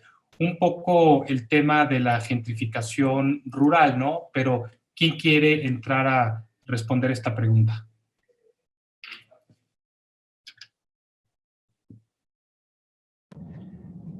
Adelante, Fernando y Manolo. Sí. Ok, yo tengo una pregunta. Para mí el tema de las ciudades es como cuando tú llegas a una plaza y de repente ves 3 restaurantes y ves uno lleno y ves uno vacío y otro más o menos. Generalmente la gente se mete al que está lleno. ¿Por qué? Porque dice, es que hay ambiente, seguramente la comida está rica, la gente quiere estar donde hay gente. Entonces, yo sí creo, y históricamente ha pasado, de repente las ciudades empiezan a tener un crecimiento exponencial y ahí es donde la gente quiere estar y de repente crecen. Y de repente ciudades que no crecen casi, o sea, se quedan un poquito más estáticas. Entonces, yo creo que Guadalajara ya llegó a ese crecimiento exponencial, tiene todos los elementos, una diversificación económica brutal. Vamos a tener el mejor aeropuerto, yo creo, que de México. Tenemos, obviamente, un gran clima, o sea, tenemos todo. Y yo creo que esas ciudades van a convertirse en mucho más grandes. O sea, sí va a ser un tema urbano muy fuerte. Sin duda, con una necesidad de estar en un ambiente natural, de repente de relajación, de salirte a Tapalpa, salirte a convivir los fines de semana, pero en la semana va a ser una locura. O sea, la ciudad, yo sí creo que va a pasar. Y pasa en Nueva York, pasa en Boston, se van a diferentes lugares, se pasa sin duda en Europa, están entre semana en la ciudad y se salen los fines de semana. Y vamos a seguir con esa tendencia, me parece. Es un muy buen punto. ¿Los demás qué opinan al respecto? ¿Se imaginan una Guadalajara que retome el crecimiento de población, por ejemplo? Manolo, ¿tú querías contribuir? Sí, no, yo estoy con Fernando en que la ciudad va a seguir creciendo. Por lo tanto, los que tienen la responsabilidad en la planificación de la ciudad tienen que pensar muy bien cómo va a ser ese crecimiento. Yo creo que el crecimiento no puede ser a costa de más superficie en la periferia de la ciudad. Cuando hablamos de Guadalajara hablamos de la metrópoli. Yo creo que el fenómeno de salir al campo a vivir o a ciudades o pueblos a una cierta distancia, eso está bien para una cierta clase social o profesional, pero no creo que sea la norma. Ahora, para acotar un poco la discusión, hay que considerar que comparto con ustedes que la metrópoli seguramente continuará creciendo en población, pero estamos en un contexto en donde la capital central, Guadalajara, desde 1990 viene perdiendo población. ¿Consideran ustedes que es factible pensar que Guadalajara retome el crecimiento de población con una visión más responsable, mayor densidad, un modelo de ciudad de proximidad, una restricción al crecimiento y expansión del territorio con el daño medioambiental, económico y social que le ha causado a nuestra población? ¿Cuál sería su proyección, Carlos? Sí, yo creo que sí, igual coincido con Fernando y con Manolo, va a seguir creciendo, ¿no? Pero sobre todo, ya lo había comentado Manolo, sí se invierte en transporte público, sí se invierte en sistemas de movilidad sustentables y que conecten las distintas partes fundamentales de la ciudad, donde la gente que por una u otra razón se tuvo que ir a vivir a Tlajomulco o al Salto o a donde sea, pero trabaja en Guadalajara, porque realmente es una de las cosas que se han visto es que los espacios públicos y las zonas, por ejemplo, Paseo Alcalde o todos estos espacios céntricos, los que más lo aprovechan son gente que no vive en Guadalajara, son gente que vive digamos, en los municipios cercanos, sobre todo en Tlajomulco o El Salto o Tlaquepaque, pero creo que esta gente, una vez que podamos o se pueda brindarle oportunidades de vivienda y de que vuelvan a la ciudad, pues tendrán mucho más oportunidad de vivir pues ahora sí que en el entorno de la ciudad compacta, ¿no? Totalmente de acuerdo. De hecho, por eso era la intuición o la propuesta de la vivienda en alquiler, precisamente para evitar esos traslados, esas distancias tremendas, porque alrededor de un 40% de la población económicamente activa de Tlajomulco trabaja en Guadalajara o en Zapopan. Eso es trágico y me queda claro que no todos van a tener la posibilidad de comprar, pero creo que una buena política en conjunto, los tres órdenes de gobierno junto con el sector privado, que incentive la vivienda en alquiler, puede ser una alternativa que sí contribuya a que Guadalajara crezca en población, ¿no? Patricio, ¿querías comentar algo? Y yo lo que creo es que, bueno, de acuerdo con lo que dicen tanto Fernando como Manolo, yo creo que la gente va a querer vivir con una mejor calidad de vida y también quiere cuidar su patrimonio, ¿no? Una de las razones por las cuales hay 70,000 viviendas abandonadas en Tlajomulco es que esas propiedades cada día valen menos. ¿De qué te sirve tener una casa propia con una escritura a tu nombre si cada año tu propiedad vale menos, ¿no? Entonces la gente, si se endeuda, si va a sacar una hipoteca, pues va a querer comprar un activo que cada día vale más, y si el mercado está valorando su tiempo, quiere estar cerca de fuentes de trabajo, cerca de parques, cerca de líneas de transporte público masivo, yo creo que va a ser muy lento, pero que poco a poco la gente que puede va a querer una propiedad conectada con los centros urbanos consolidados. ¿Tú qué opinas, Arabella? ¿Cuál es tu proyección al respecto? Sobre todo del centro de Guadalajara, ¿cómo te lo imaginas tú en 5 años? ¿Pensando que todavía hay COVID o sin COVID?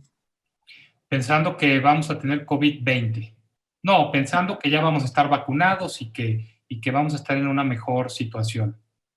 Mira, coincido con lo que comentan tanto Fernando como Manuel, de sí es necesario concentrar esto en el centro, y también con Patricio. Evidentemente, la gente busca estar cerca de los servicios, pero, y vuelvo al tema de Manuel, tiene que ver mucho de estar conectados, el sistema de transporte. ¿Por qué las casas que comenta Patricio, que cada vez valen menos, están fuera y cada vez es un patrimonio que se está perdiendo por no estar bien conectados? Y el transporte, como decía Manuel, en segundo lugar el transporte y en tercer lugar el transporte, eso es lo que nos hace estar bien conectados.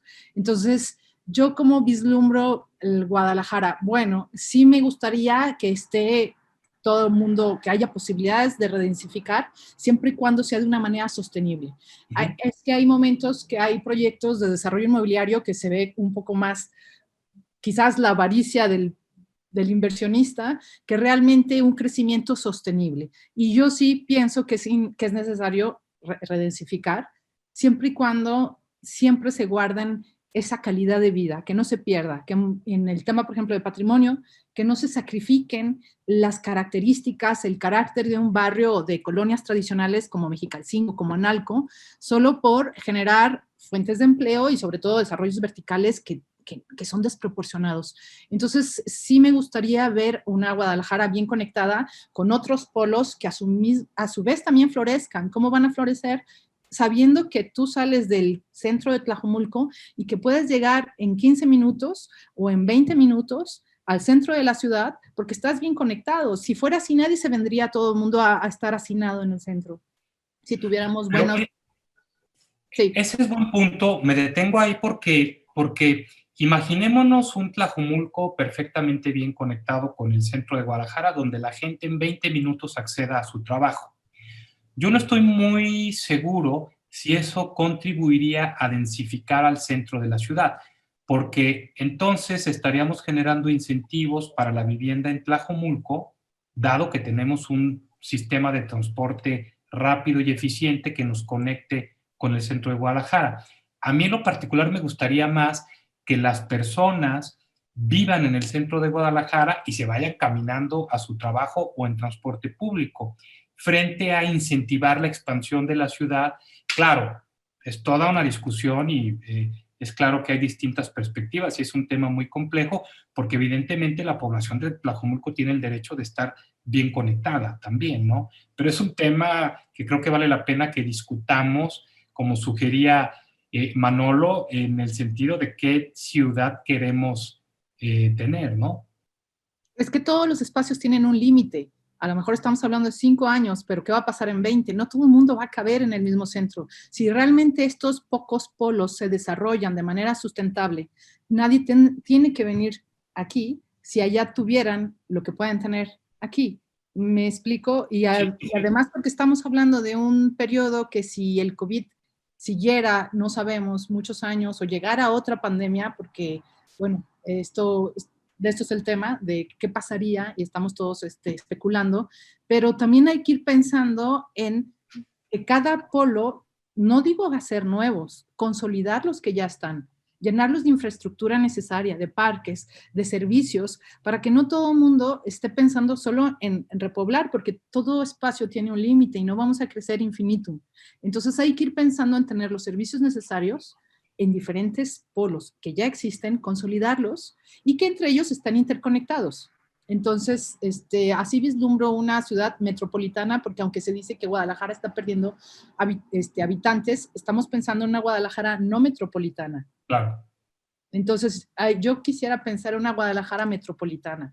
No, sí, si hablamos solo de Guadalajara, pues me parece que en el último inventario que hicimos del perímetro A y el B quedaban, me parece, como 18 lotes baldíos. Hablo de los perímetros de protección del centro, ¿no? Entonces, 18 lotes baldíos ya no podemos construir, tenemos que construir en lo construido, adaptar los espacios existentes, reciclarlos, reutilizarlos, adaptarlos, y los polos que ya existen, surtirlos de infraestructura, y que sí, claro, que se repoble lo que ya está, pero de una manera sostenible, digamos, se desdoblen las fincas, incluso por ejemplo en los barrios tradicionales que hay tantas fincas históricas, claro, que crezcan, que se puedan subdividir y crecer en los casos que se permita, y no pensar en medidas radicales de demoler algunas manzanas para hacer torres de alta densidad, que también ya estamos viendo con estas enfermedades, que hay que crecer de una manera más equilibrada en los tiempos que exigen este tipo de enfermedades, que no, a lo mejor no va a ser la única, a lo mejor van a llegar otras variables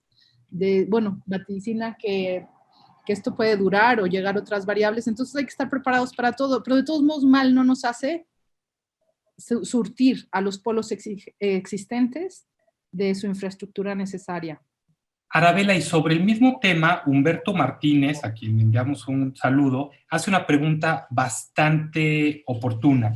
Sí. Él pregunta, ¿qué altura consideras deben de tener los edificios en el centro de Guadalajara? Es una pregunta muy abierta, porque bien sabemos que todo depende, o sea, no hay medidas ni criterios universales para definir cuál es la altura, no hay un nivel que se defina. Cada manzana, cada fisonomía, cada paramento de una manzana, si estás en una colonia donde todo tu contexto, vamos suponiendo, bueno, pensemos una manzana en la colonia Analco, por ejemplo, donde predominan fincas de a lo mejor de 2 niveles, que hay características patrimoniales, Art Deco, hay muchas vecindades en Analco. Entonces, ahí, si se quiere implantar una torre, pues tendría que estar armónica con el contexto. Tendríamos que ver cómo se quiere plantear, dónde, si es en el centro de Manzana, o sea, que sea armónica con su contexto. No podría decir, bueno, en el centro tienen que ser 12 niveles o 18 o 20. No son recetas que apliquen a toda la ciudad. Hay que ver las características del barrio, la personalidad que tiene cada barrio o cada colonia tradicional de Guadalajara, y eso es lo que va a determinar qué tanto pueda crecer los desarrollos que se hacen allí mismo, ¿no? No hay recetas. Habría que ver el contexto. De acuerdo. ¿Alguien más quisiera saltar a responder esta pregunta? ¿Tiene alguna opinión? Hay quien defiende los 4 niveles, por ejemplo, con plantas bajas activas, o hay quien prefiere rascacielos. Yo lo que creo que es muy importante es la mixtura, ¿no? O sea, que no hagamos en el barrio X muchísima vivienda y en el barrio Y muchísima oficina y en el barrio W muchísimo comercio, ¿no? Yo creo que la mixtura es la clave para poder llegar a lo que comentaba Carlos de la ciudad de los 15 minutos. También me gusta la idea de Arabella de no comernos el bosque de la primavera, o no comernos la barranca, no comernos los plantíos de Tezistán, ¿no? Utilizar, los gringos le llaman brownfield, ¿no? O sea, ir por brownfield en vez de por greenfield, tratar de ser muy conscientes de la huella ecológica de los residentes de Jalisco, y pues sí, tratar de densificar, mixtificar los centros ya consolidados, ¿no? Mejor consolidar el nodo mixto, compacto, verde y diverso que pudiera ser la cabecera municipal de Tlajomulco, en vez de comerte grandes extensiones de tierra de barrios que hace todavía pocos años eran muy productivos para el campo de Jalisco, ¿no? Completamente de acuerdo con Patricio. ¿Algún comentario adicional al respecto? ¿Otro tema que alguien quisiera que se haya quedado en el tintero? ¿Que alguien tenga interés de comentar? Sí, simplemente.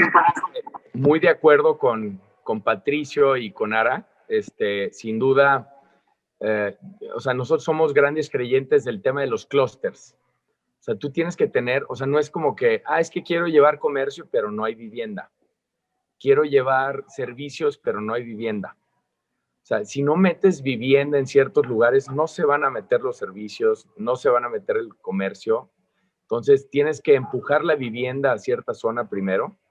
¿Para qué? Para que al comercio le convenga estar, para que le sea redituable, para que los servicios sean redituables o aprovechables, como el tema de escuelas. O sea, hoy hay una gran parte, y Carlos, la verdad es que, Carlos, Charlie, tú me podrás ahí apoyar en este tema.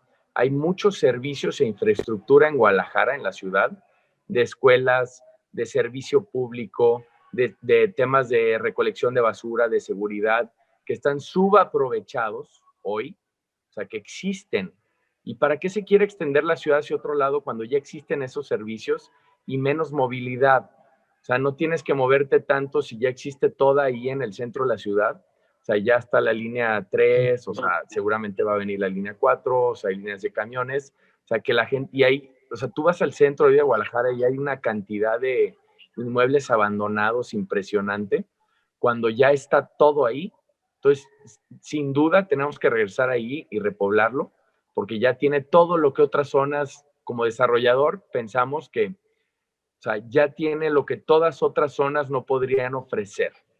Sí. Entonces, va a pasar, y me parece, y me gustaría ir la opinión de Charlie aquí, pero sin duda tenemos que regresar al centro de la ciudad. Sí, yo aquí citaría, y siempre lo hago, al buen amigo Joseph Boigas.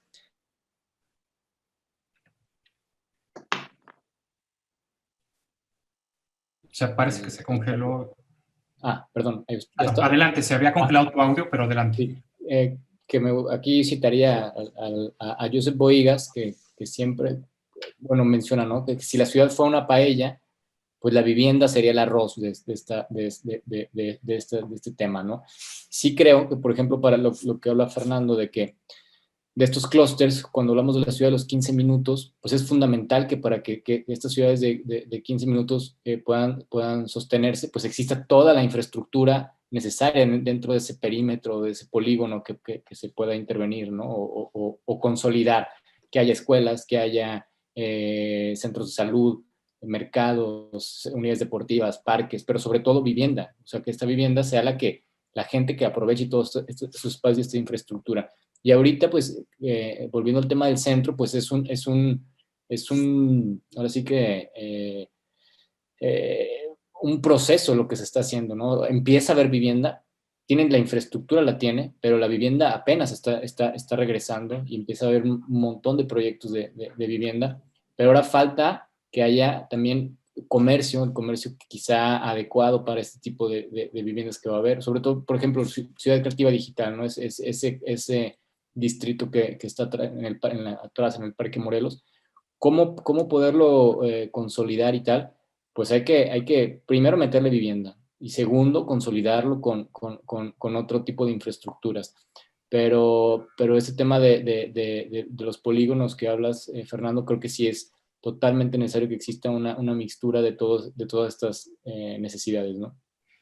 Tenemos otra pregunta del público. Nos pregunta Humberto Martínez con respecto a la pregunta anterior. ¿No se vuelve un círculo vicioso el asunto de densidad de construcción, respetar la fisonomía, el costo de tierra y montos de inversión? Continúa. Al final se traduce en falta de proyectos para revitalizar el área y termina diciendo que Gabriel Casillas tenía un catálogo de fincas en ruinas protegidas. ¿Quieres, Arabella, reaccionar a esta pregunta? A ver, exactamente cuál es la pregunta. Bueno, dice, ¿no se vuelve un círculo vicioso el asunto de hablar de densidad de construcción, respetar la fisonomía y el costo de tierra y montos de inversión? Esa es su pregunta. No entiendo por qué círculo vicioso. Y la relación con el inventario que conozco de Gabriel Casillas, que hizo nuestro estimado Gabriel, de sí, efectivamente conozco ese inventario que también ponía el dedo en la llaga de muchas fincas que eran de valor, pero estaban abandonadas. Fíjate que justo hablando del tema de esta reunión, que es la ciudad en tiempos COVID, platicando con unas conocidas que están en agencias inmobiliarias, me dice que nunca como ahora mucha gente, precisamente por el frenón económico, ha puesto viviendas a la venta. Pienso que hay muchas fincas evidentemente de valor patrimonial que están frenadas, que estaban desutilizadas, que estaban abandonadas y que eso tampoco nos hace un bien.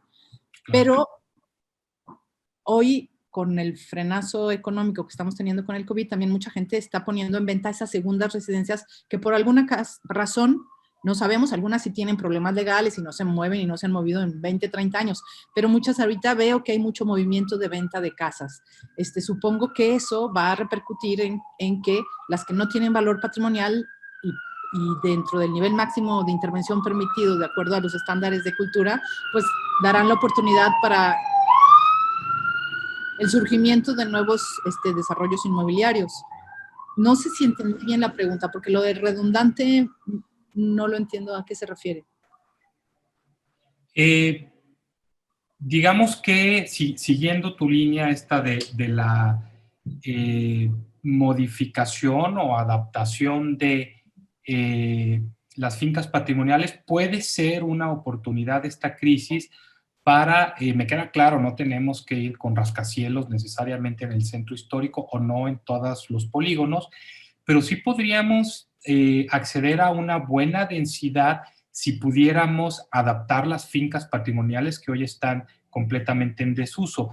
Me acuerdo que en alguna ocasión comentaba Juan Palomar que lo peor que podemos hacer a una finca patrimonial es dejarla, digamos, deshabitada para que se vaya apagando poco a poco, ¿no? No, claro, perdón, a lo mejor no había entendido la pregunta. Claro que sí. Todas las fincas, el peor problema es dejarlas abandonadas. O sea, no tener uso es lo no deseable. Cualquier finca debe de tener un uso y las que tienen valor patrimonial también. Es necesario, alguien decía, Alfredo Varela, a veces cuando hay un cuerpo enfermo, pensemos que una finca es un ser que está enfermo, ¿no? Que está deteriorado y a veces es necesario si tienes gangrena en un brazo, pues que te lo amputen, pero que el cuerpo siga viviendo. Igual las fincas de valor patrimonial, lo deseable es que todas tengan uso. Sí, que evidentemente se pueden adaptar a nuevos usos, a adaptarlas, reciclarlas, y es lo deseable. Yo pienso, son muy pocas en el perímetro del centro histórico y barrios tradicionales que se hizo el inventario de visor urbano, las de alto valor patrimonial, las relevantes y las monumentales no llegaban al 3% del inventario, lo que significa que salvo un 3% de esas 66,000 me parece que eran, el resto se pueden adaptar, reciclar, adecuar, demoler parcialmente. Incluso, precisamente, son proclives a tener nuevos usos adaptativos, incluso en áreas, patios, generar pequeñas torres, que lo hemos visto en jardines de algunas casas, que se ha incrustado, incorporar arquitectura contemporánea, respetando los elementos, las primeras crujías de valor de las fincas patrimoniales. Es decir, la gama de grises es amplísima. Mucha gente piensa que cuando es una finca patrimonial no se puede tocar, y esa es una percepción errónea. Hay una cantidad de gamas de posibilidades de intervenir una finca de valor para que siga teniendo uso, que es en sí lo deseable. Entonces, no sé si estoy contestando la pregunta ahí. Digo, por ejemplo, aquí a una cuadra del ESAC tenemos un ejemplo como el que mencionas, justo frente al Mercado Juárez, ¿no? De cómo en una finca, digamos, que respeta de alguna forma la fachada, en el jardín desplantan un edificio, y a una cuadra sobre Libertad y Argentina, si mal no recuerdo, sucede lo mismo. Al lado de esta finca histórica se levanta un edificio, ¿no? Así es. Yo creo que en Guadalajara hay varios ejemplos de reciclaje de fincas de valor patrimonial, donde además se están incorporando arquitectura contemporánea y está muy bien. Eso es lo que tenemos que hacer, buscar un término medio. Mucha gente cree que si es una finca de valor patrimonial no podemos tocarla. Nada más erróneo. Al contrario, el uso, el que tenga vida, es el primer paso para que no se pierda la finca. Pues es muy agradable el escuchar, digamos, un consenso sobre temas como políticas y apoyo municipal para redensificar Guadalajara, el tema de utilizar, digamos, las fincas patrimoniales con adaptaciones, digamos, con mucho respeto para elevar la densidad. Todo este consenso que surge alrededor de las ciudades de 15 minutos con densidad, con mezcla de usos de suelo, bien conectadas, con transporte sustentable, con más infraestructura peatonal y ciclista. En fin, yo creo que por lo que recogemos de sus comentarios, debemos estar optimistas y seguir trabajando por la ciudad sustentable del modelo de 15 minutos que sugiere Carlos, ¿no? ¿Hubiera alguien con ganas de algún otro comentario? Si no, iríamos ya cerrando la sesión. Patricio y Manuel. Quisiera hacer un comentario muy breve. Me da gusto el optimismo que hay de un panel tan diverso, de que pues, creemos que vamos a salir de esta crisis y creemos que vamos a encontrar una manera de vivir de alguna cierto... o sea, que tenemos que replantear el modelo, pero que vamos a encontrar una manera de vivir en las ciudades con mayor calidad de vida. Manolo. Sí, yo me gustaría proponer que en el momento de planificar, porque bueno, es decir, tenemos esperanzas en que la ciudad cambie, pero luego hay una ciudad que ya existe y que tiene unas inercias muy difíciles de poder cambiar, ¿no? En lugar de planificar solo el espacio, planificar también el tiempo. Es decir, no puede pasar que en una ciudad con tantos habitantes como Guadalajara, por ejemplo, todo el mundo salga del trabajo al mismo tiempo o todos los críos entren en la escuela al mismo tiempo. Es decir, eso provoca un caos urbano que habría que intentar gestionar por medio de la planificación también del tiempo. Bueno, quizá... Es un tema que se está planteando en otros lugares Y bueno, es simplemente una idea, habría que ponerla en práctica, pero bueno. Sí, yo creo que lo que tú mencionas puede que sea uno de los efectos de esta pandemia, ¿no? Si ya estamos comprobando que no necesariamente tenemos que ir todos los días a la oficina, sino que con el teletrabajo podemos de alguna forma escalonar los días en que los distintos colaboradores pueden ir a trabajar, y en ese sentido, pues vamos a reducir el tráfico, vamos a poder aspirar a formas de movilidad más activas, caminando o transporte público o la misma bicicleta, que una de las virtudes de la ciudad es que cada vez cuenta con más infraestructura de movilidad no motorizada ciclista, ¿no? Entonces, pues sí, habrá también que jugar con los horarios, ¿no? No todos tenemos que movernos en horas pico con los resultados que ello implica, ¿no? Yo quisiera, antes de terminar, agradecerles muchísimo a todos y a cada uno de ustedes por el que nos hayan hecho el favor de acompañarnos en esta charla. También quisiera agradecerle a las personas que nos han seguido a través de Facebook en esta transmisión, y hacerles una invitación a las distintas charlas que estaremos llevando a cabo para repensar la ciudad. La próxima la vamos a tener la segunda semana del mes de marzo con Bernardo Baranda, quien es el director de ITDP para América Latina, precisamente donde vamos a discutir acerca de la movilidad en tiempos de COVID y toda una serie de conferencias que estaremos llevando a cabo a lo largo de este año para tratar de generar ideas y eventualmente que sea posible ir transformando de manera conjunta nuestras ciudades. Sin más de mi parte, de nueva cuenta agradecerles muchísimo el que hayan aceptado participar en esta charla, y por otro lado, pues asegurarles que no será esta la última ocasión en que los invitaremos para aprovechar todo su conocimiento y pasión que manifiestan por nuestra ciudad. Gracias y buenas noches a las personas que nos siguen, y con esto terminaríamos esta transmisión. Hasta luego y buenas noches. Gracias a todos, buenas noches. Gracias. Hasta luego. Hasta luego. Hasta luego. Cuídense. Igual. Chao. Abrazo.